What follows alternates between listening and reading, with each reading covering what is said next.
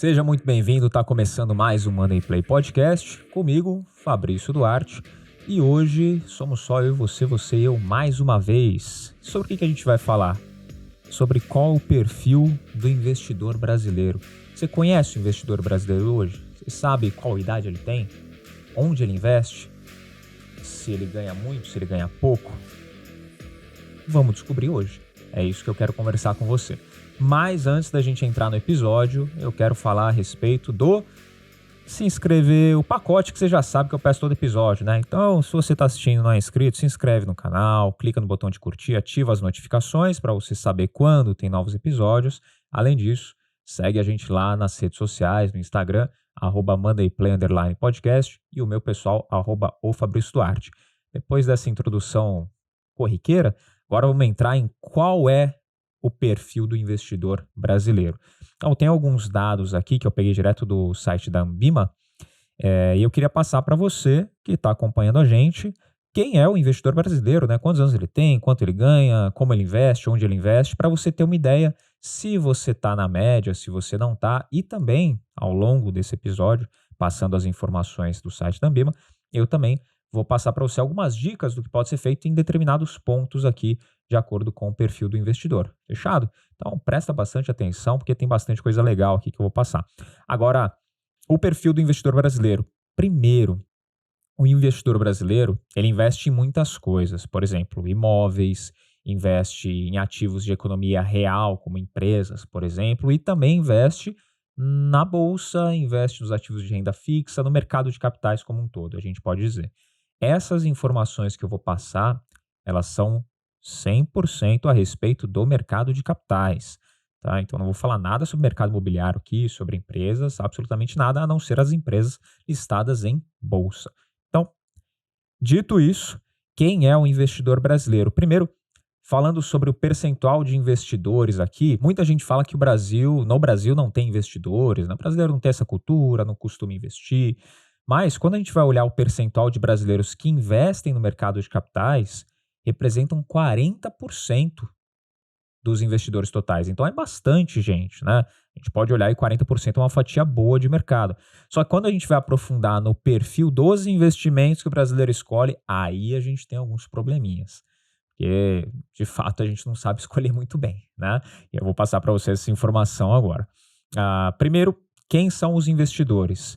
Dos investidores, esses 40% que investem no mercado de capitais, 55% são do sexo masculino, são homens, e 45% são mulheres. E a média de idade dos investidores é de 42 anos. E aqui tem um primeiro ponto de preocupação, tá? E isso a gente tem que mudar ao longo do tempo, que é baixar essa média de idade dos investidores. Por quê?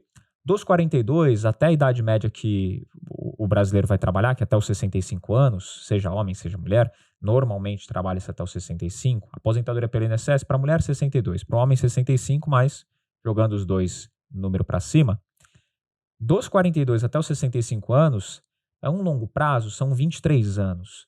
Mas ainda é pouco tempo para os juros compostos fazer o efeito dele. Se a gente tivesse uma média de investidores aqui, claro, os mais avançados em idade têm que continuar investindo. Só que os mais novos começando, como a gente tem ainda uma população muito jovem aqui no Brasil, a gente poderia baixar essa média para 35 anos, por exemplo.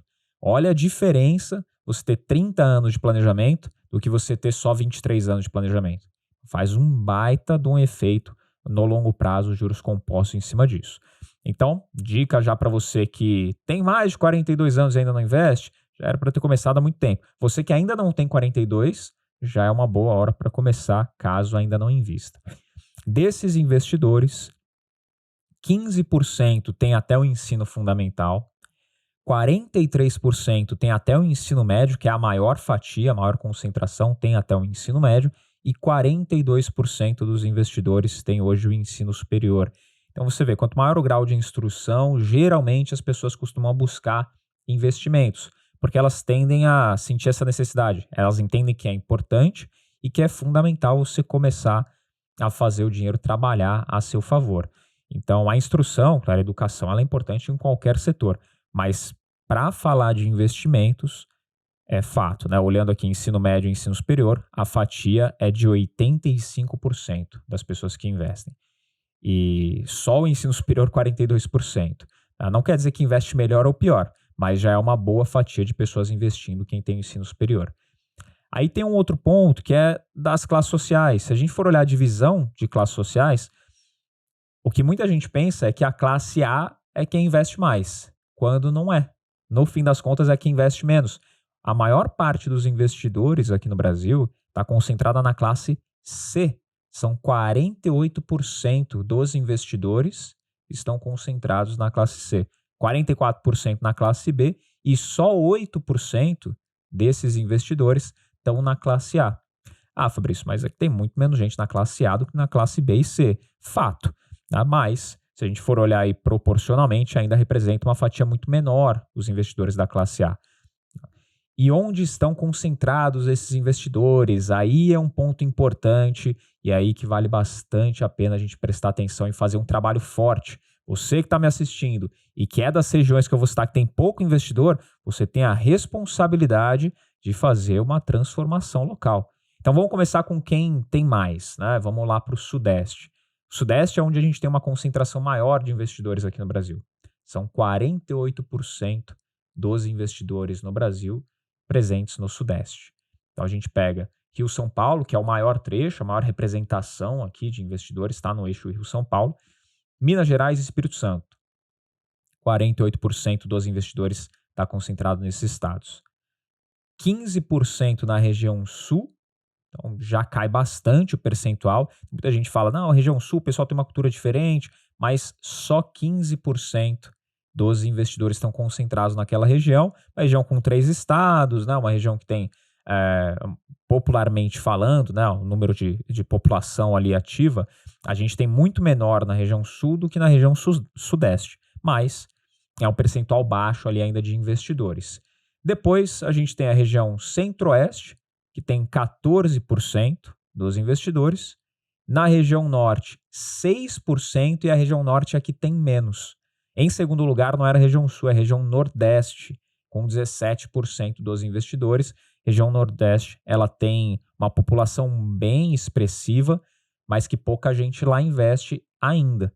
Então é algo que está começando a ganhar um pouquinho de corpo, mas falta tracionar. Então você que é do nordeste ou do norte, principalmente, ainda não investe, ainda está se preocupando, tomando informações suficientes para começar, comece e incentive outras pessoas a fazer para a gente poder equilibrar um pouquinho o peso. Porque é importante investimentos, né, como a gente viu em vários outros episódios, para curto, médio e longo prazo. E se a sua região ainda não investe, dificilmente você vai ter com quem debater sobre investimentos. Coisa que a gente tem muito aqui hoje, há muito tempo atrás não se via. Mas de uns tempos para cá, aqui em São Paulo, que é onde eu moro, você vê, por exemplo, num almoço, numa mesa de bar, as pessoas falando sobre ativos do mercado financeiro, sobre ações, em alguns lugares, muitos lugares hoje até, sobre criptomoedas, NFT, que é um mercado mais novo ainda, um pouquinho perigoso, porque as pessoas acabam investindo nisso antes de investir em outras coisas. Porém, só de ter a conversa já estimula o crescimento. Então, convido você que está na região norte, nordeste, sul, centro-oeste, a ser um agente transformador local e trazer esse assunto mais para a roda, para que as pessoas se preocupem e comecem a investir mais. Além disso, esses investidores, eles trabalham? 86% dos investidores trabalham e têm atividade remunerada, tá? Então, trabalha, tem ali a sua receita. Desses, 33% são assalariados registrados, 15% freelancers e 7% são desempregados. A renda média familiar do investidor brasileiro, ela está em R$ 7.100. Tá? Então, do último levantamento aí feito pela Ambima, renda familiar média em R$ 7.100. Então, esse é o perfil do investidor brasileiro. Se a gente for olhar regionalmente falando, região sudeste concentra muito mais gente, média de idade 42 anos, os homens com uma leve vantagem ali em quantidade de investidores e a maior parte concentrada na classe C com ensino fundamental ou superior. Esse é o perfil médio e assalariados, né? A maioria também assalariados. Agora, onde que esse pessoal está investindo? E aí a grande questão. Fala, pô, tem muita gente investindo aqui no Brasil. Mas para onde que está indo o dinheiro do brasileiro? Primeiro, 29% das pessoas que estão investindo na poupança, caderneta de poupança. E tem muita gente que fala que a caderneta de poupança não é investimento, tá? Não sei 100% a sua opinião, mas 29% tem ido para a caderneta de poupança, o que é muito pouco. Se a gente for olhar, muito pouco retorno, né? É a maior fatia, mas é muito pouco retorno para o pessoal deixar o dinheiro lá. Então, é muito ruim você pensar que tem bastante gente investindo, tem um puta de um potencial de mercado aqui no Brasil, mas o dinheiro ele acaba indo para a caderneta de poupança da maioria das pessoas que hoje estão investindo. Então, se você hoje tem dinheiro investido, é aquele dinheiro que você conta para, às vezes, uma reserva, ou dinheiro que você conta pensando num médio e longo prazo, ou até não é você, mas você tem conhecimento que seus pais, tios, avós, pessoas que têm uma idade um pouco mais avançada, que eu já tive contato e as pessoas tendem a deixar o dinheiro na poupança porque tem uma confiança maior, estimulem essas pessoas pouco a pouco a fazer uma migração de carteira. Tá? Não vou dar nenhuma recomendação de investimento, não é meu papel aqui, mas uma recomendação de não investimento, que é a poupança. Eu recomendo você não investir na poupança, não deixe o dinheiro parado lá, porque tem várias opções que vão trazer a mesma segurança e vão trazer um retorno maior.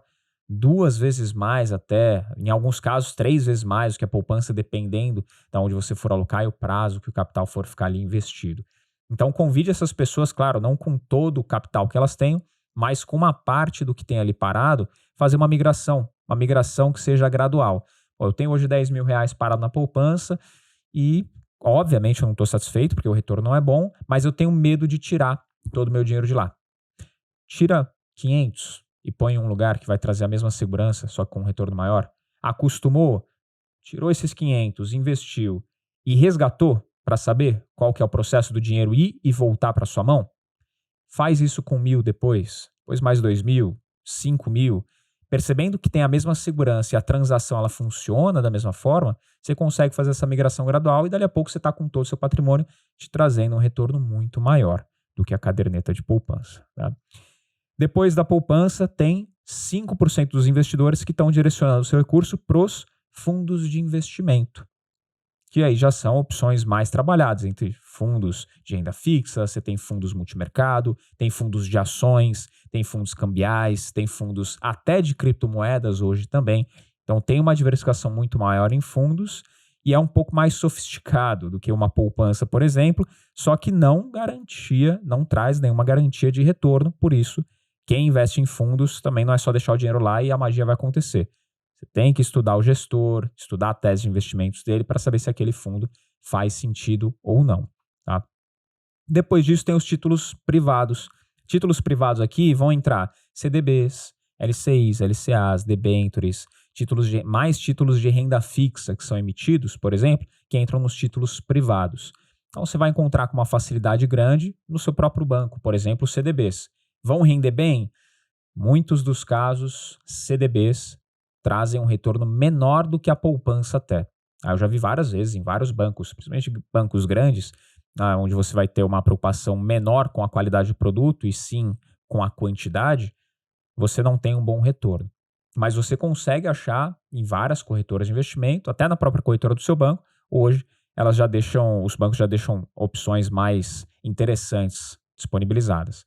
E aí você pode recorrer a um CDB, a uma LCI, que não tem imposto de renda, LCA, que também não tem imposto de renda, debêntures incentivadas, que também não tem imposto de renda. Tem opções interessantes ali de títulos privados. Tá? Depois dos títulos privados, aí a gente vem para títulos públicos, via o Tesouro Direto. Isso aqui é interessante, porque ele está depois, são 3% dos investidores nos títulos públicos via Tesouro Direto, 5% nos títulos privados, não lembro se eu tinha falado percentual, mas o Tesouro Direto ele ficou muito famoso um tempo atrás com aquela campanha de você tirar o dinheiro da poupança e migrar para o Tesouro Selic. Muito tempo atrás o pessoal começou esse movimento, porque a Selic estava pagando um prêmio muito melhor do que o Tesouro, do que a poupança, e tinha a mesma estabilidade. A gente pode colocar no mesmo pé de segurança que a poupança tem. Então, muitas pessoas acabaram tendo acesso ao Tesouro Direto.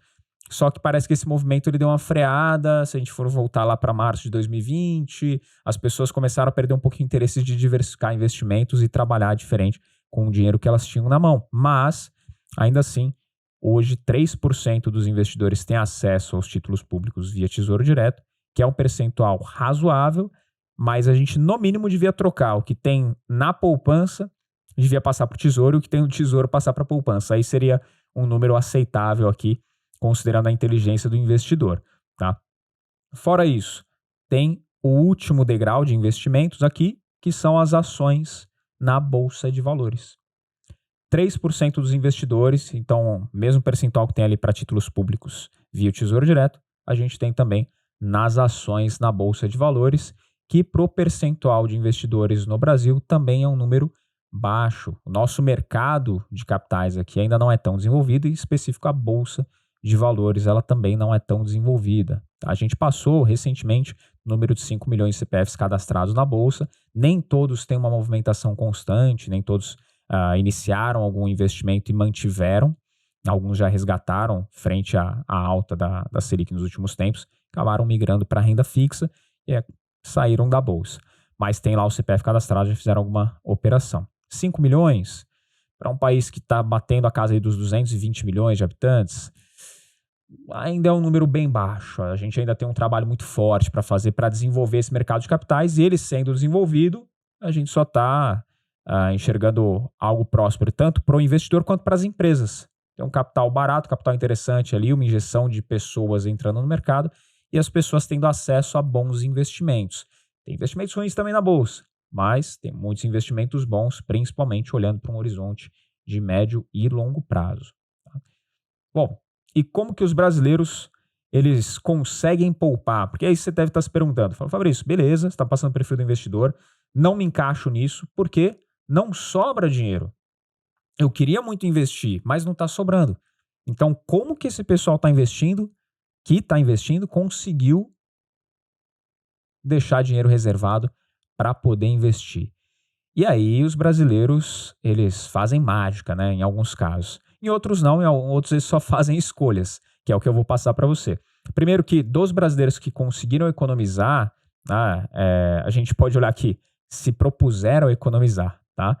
64% não conseguiram dos que se propuseram a economizar e 36% só que conseguiram e vão representar essas fatias que eu vou passar do como eles conseguiram economizar para começar a investir.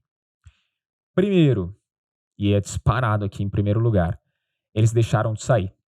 56% dessa fatia dos que conseguiram poupar, eles conseguiram poupar, conseguiram separar dinheiro para investir, porque deixaram de sair. Deixaram de ir a festas, viajar, beber, fumar e até usar o carro. Pois é, deixar o carro mais encostado na garagem, não tem que pagar a gasolina, não tem que pegar o Uber, então não paga o transporte.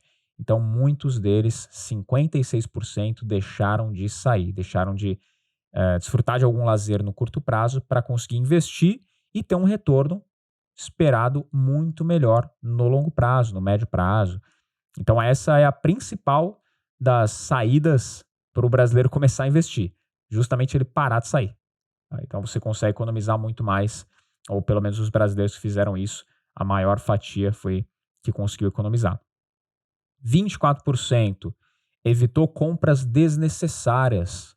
Isso daqui é interessante, porque geralmente a gente acaba comprando por impulso, né? Você deve ter aí no seu armário, no seu guarda-roupa, alguma coisa que você comprou, você gastou dinheiro com aquilo e você ou nunca usou ou não usa há muito tempo. Mas na hora que você comprou, você estava muito empolgado, estava ali naquele momento de ansiedade para ter aquele produto, você foi e adquiriu. Aí pelo impulso você adquiriu e depois quando você foi ver, ainda não usou, não vai usar provavelmente.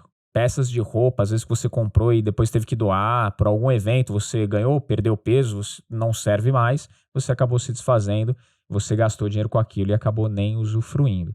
Então, 24% das pessoas dessa pesquisa acabaram economizando porque evitaram compras desnecessárias.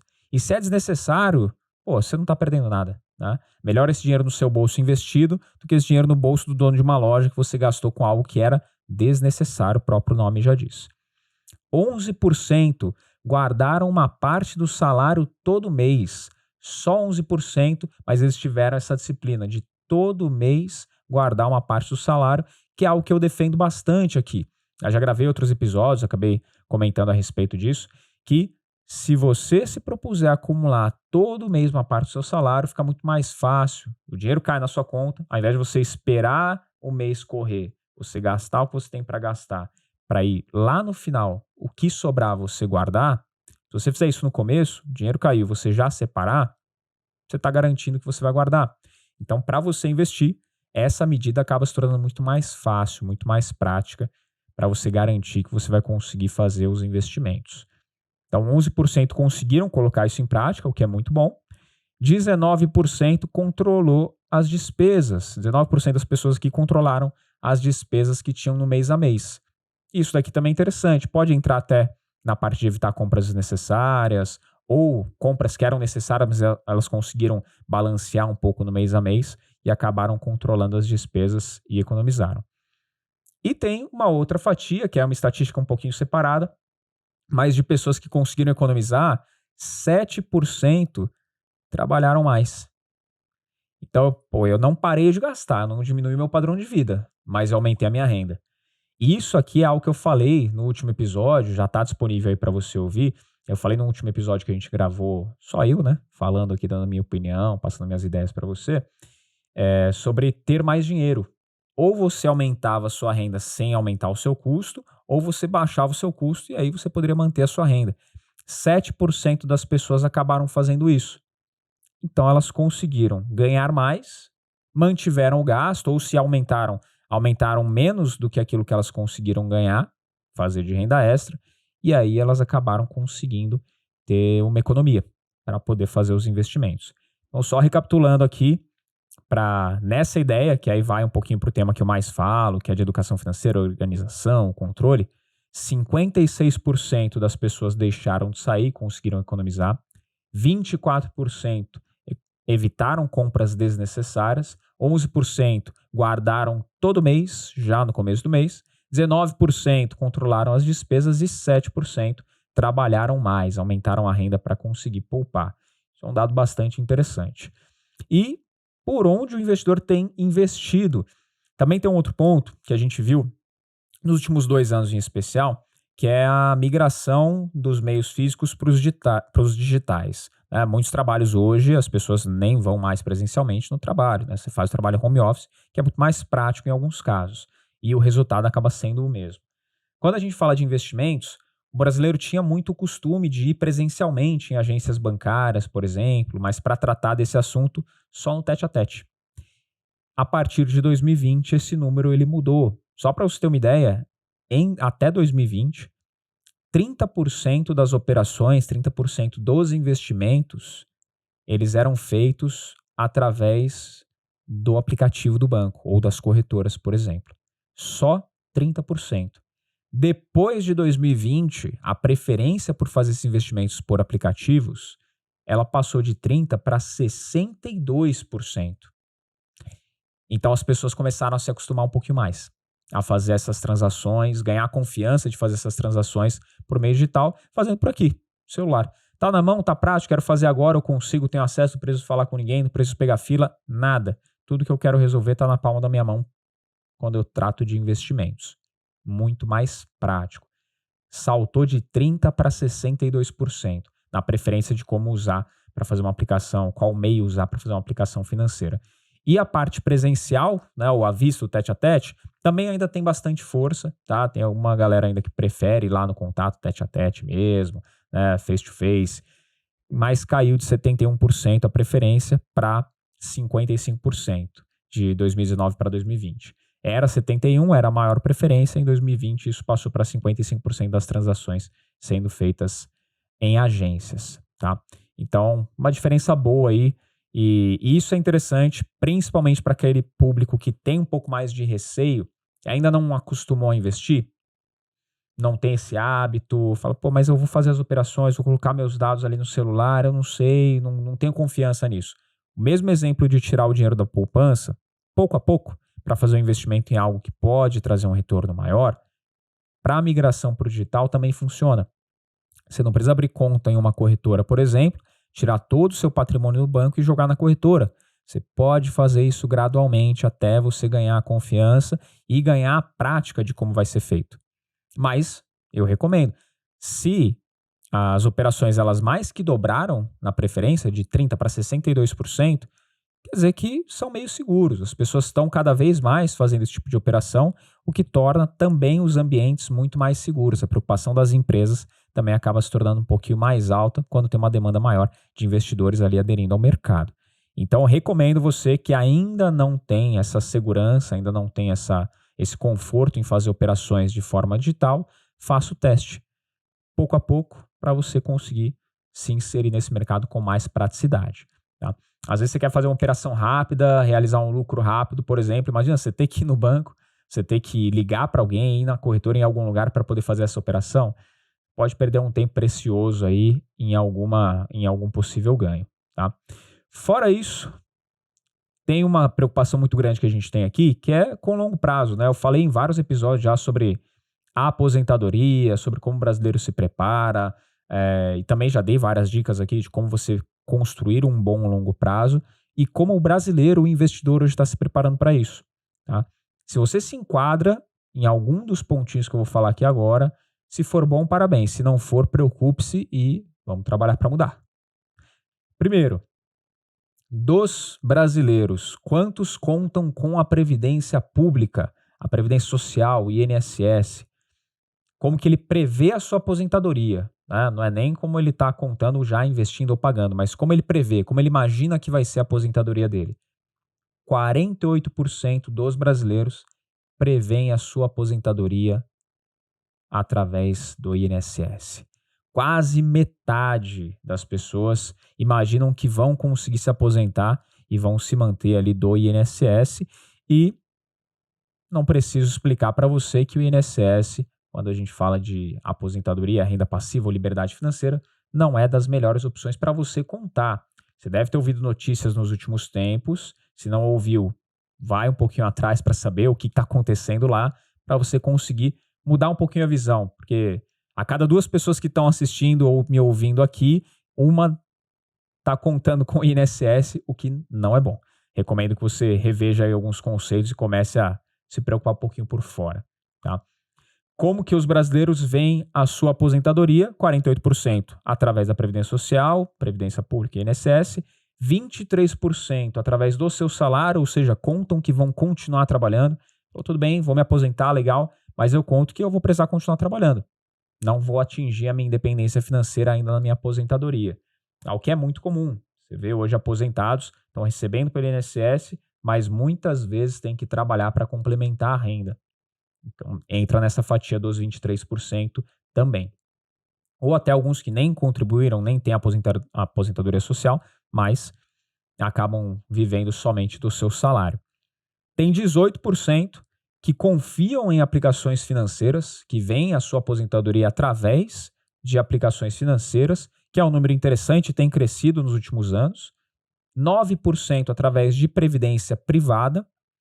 Então, esse número pode ter um crescimento mais interessante do que da previdência social, por exemplo. Previdência privada, que é uma modalidade de investimento que eu discuti bastante aqui com a Luciana Seabra, quando ela passou aqui na bancada do Money Play. 3% enxergam a sua aposentadoria através de aluguéis de imóveis que eles possuem. Você deve conhecer algum tio de um amigo, algum parente que tem vários imóveis, comprou lá na década de 70, 60, 80, 90, onde o imóvel tinha um preço mais interessante, trocou às vezes um terreno numa moto, num carro, construiu, e aí hoje põe esses imóveis para alugar. Muitas pessoas, tá, percentualmente são poucas, né, mas muitas pessoas têm hoje uma forma de aposentadoria através dos imóveis. Aqui, como os brasileiros enxergam a aposentadoria, 3% enxergam através desses imóveis, e tem aquele 1% que enxerga através da família, dos filhos. Alguém vai sustentar esses futuros aposentados. E aí, meu amigo, eu já não sei se é interessante você contar com isso. Tá? Primeiro porque você vai estar dando um peso para alguém, né? Um fardo para alguém que vai ter que te sustentar. Mas eu sustentei meu filho a vida inteira. Fala, pois é, você deu uma condição boa para ele, mas se você puder não dar esse peso depois na aposentadoria, quando ele tiver muito provavelmente sustentando os filhos dele, já vai ser grande ajuda. Aquele famoso ditado, muito ajuda quem não atrapalha, não é verdade? Então, claro que a família, tendo condições de ajudar, vai fazer o esforço, vai fazer o necessário para manter sempre uma boa qualidade de vida para os aposentados, porém, esse 1% que conta com a família, muito provavelmente é porque não teve a alternativa de hoje ouvir um podcast sobre esse e se preocupar com o longo prazo, já começar a construir algo pelos próximos 20, 30 anos para não depender de alguém lá na aposentadoria. E além disso, tiveram ainda aquelas pessoas que simplesmente não sabem. É o famoso deixa a vida me levar. Eu não sei, como é que vai ser? O futuro a Deus pertence?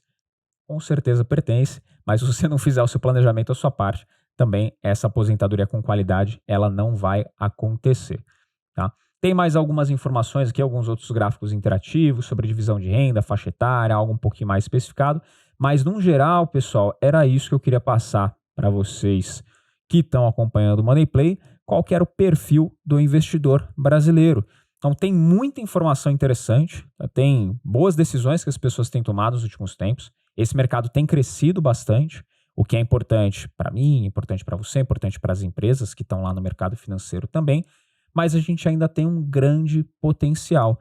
E essa é a mensagem que eu quero deixar para você que me acompanhou até aqui. Apesar de nós termos muitas pessoas já investindo, a jornada ainda é bem longa. Ainda tem bastante gente que está fora do mercado, ainda não se preocupa com o futuro. Principalmente, eu costumo falar com aquelas pessoas que eu acompanho que estão para trás dos 25 anos, ou seja, tem 20, 22, 24, estão começando a trabalhar agora.